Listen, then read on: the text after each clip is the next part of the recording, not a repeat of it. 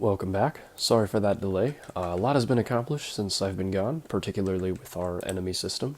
As you can see, we're up to a whopping 6,000 lines. This is the longest script I've ever wrote. Lots of quality of life changes, for example, some naming conventions there. But it's a lot of intelligence and pathing. So one of the biggest hurdles for me to overcome was some discrepancies in collisions. So making sure the cat can route around the walls properly while also being stunned when it's supposed to, and catching players when they're in corners. There were places where players could kind of cheese the enemy where the collision buffer was too strong, so the cat wouldn't be able to access that part of the wall and hit the player. Sounds more complicated than it was, but it was definitely complex to fix. It was a lot of pathfinding challenges, so I do have a few new levels to show off, these two here, and along with this one that's in the works, that'll be 1-4, 5, and 6. And if we come over here, we have an updated level select hub, so I've kind of polished this out a little bit, and I'll go through my rationale for each when we get there. So let's get started. The design for level 1-4, you spawn here. There's a cat roaming back and forth from this door. And your goal is to bait it one way and loop around, grab the cheese, and enter the exit door. So let's go ahead and put all three of our levels back into the levels folder and play. So to get started, I wanted to show off the level select. I've added basically some smart pathing. So as you can see, the levels that I don't have unlocked will be red and black. So in this instance, it's a little messed up because I have already completed all of these levels, and in no way, shape, or form are you able to backtrack in the normal game. Like, you'll never have your level progress deleted.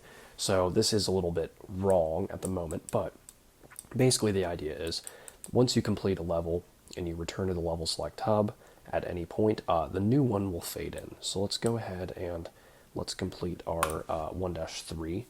And also I need to make sure that position is the same for every UI. So let's also, while we're here, showcase the new cat AI.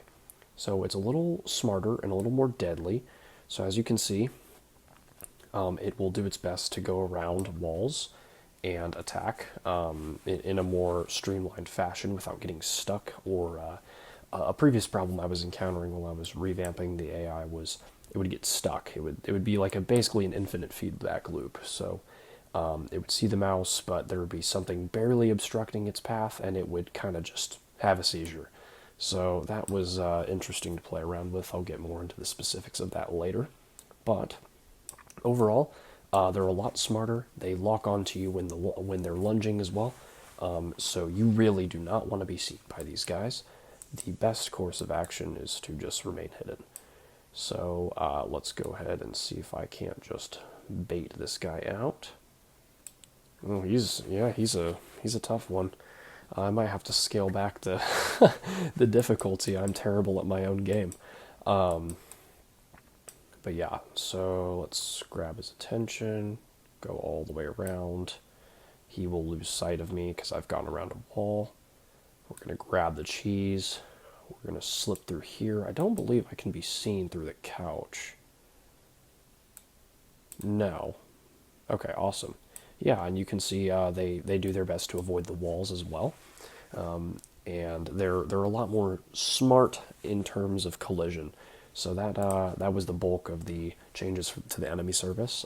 So if we go into level 1-4, this is the level I was showcasing as well. Basically what you have to do is lure the cat to one side, grab the cheese, and make your getaway. And I didn't do it quite right. It's also a lot harder, as I discussed previously, or maybe I'm just terrible.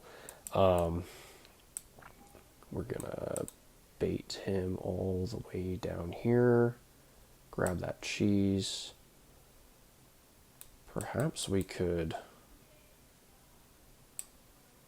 beat him all the way around. Oh, this is difficult. Yeah, maybe I need to tone this down. Okay, I don't know how he lost sight of me there. That was a pure fluke, but yeah, I'm already having fun with this, clearly. Not really understanding my own cat design, but 1-5. Okay, here is a very interesting mechanic. The nap mechanic from the original game. So when they hit the larger dots, the cats will fall asleep for a brief period. So this gives the player an opportunity to time their pathing better and when they choose to run out.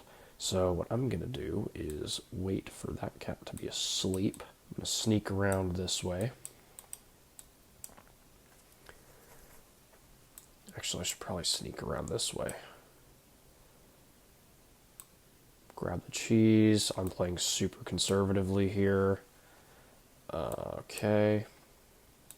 And then I think I can just make a beeline for it. There's no way he's catching me. Awesome. There we go. And that's 1-5.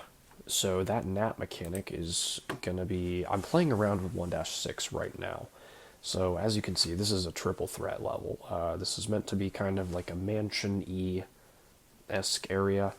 I don't have the black border completely filled out as well. Sorry, I am super scatterbrained all over the place. This black flooring was meant to be kind of like Pokemon when you're in a room.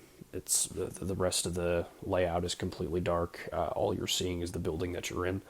I kind of was going for that. I'm not sure if it's working. I do like it, but I don't know. Something's off about it. Maybe you have to consider a different stylistic choice there. But for this level, what you're going to want to do is bait this guy out. Oh, no, I thought I could be quicker than him. Again, this is going to be a multiplayer experience. Multiple players will be messing around with these cats and the AI, or you could just completely cheese it if you time it right. I think this is fine as is. I just need to build the rest of the level out. But I totally forgot what I was going to do. I wanted to go and show off the levels as they appear. So they should fade in now. Yeah, there we go. Okay. So that's interesting. I'm not sure if I want to force the player to return to the level select hub every time they complete a level just to see that that new level fade in. Because what I was going to do is like the original game where it draws a path. There's fireworks all over the screen. Yeah, you completed the level. The new level bubble will fade in.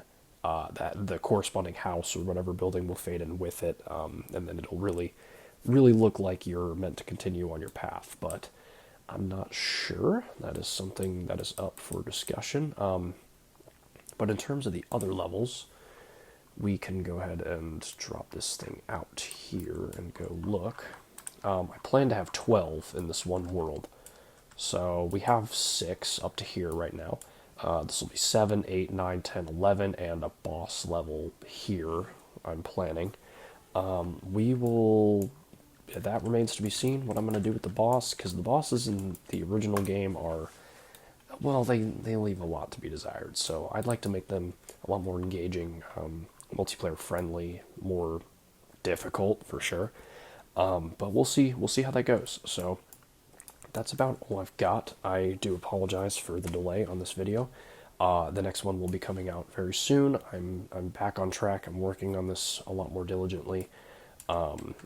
If you guys have any suggestions on anything I touched on, feel free to share. I'm always open to new suggestions. So thank you for watching.